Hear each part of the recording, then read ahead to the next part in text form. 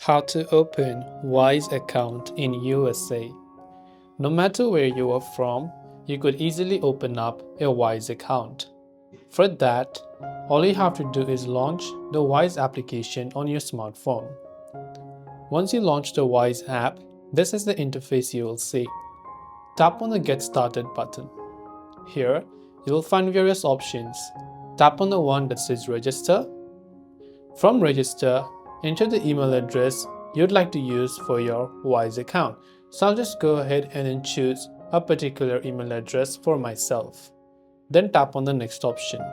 After you've done that, it will just select you to basically check your email. It might take up to 1 minute for the email to arrive. In my case, you can see I've received the email. So I'll just select that. Then I'll tap and confirm the email address, which will redirect me to the app. It's going to ask me what kind of account would I like to open, whether a personal or a business account. In this case, you can select personal account. Now enter your country or region, then tap on the continue button. Now once you've done that, you can simply choose your region and in the case, and once done, you'll be able to approve and open your Wise account. That's all for this video. If you have any questions, feel free to leave them down. Thanks for watching and see you in the next video.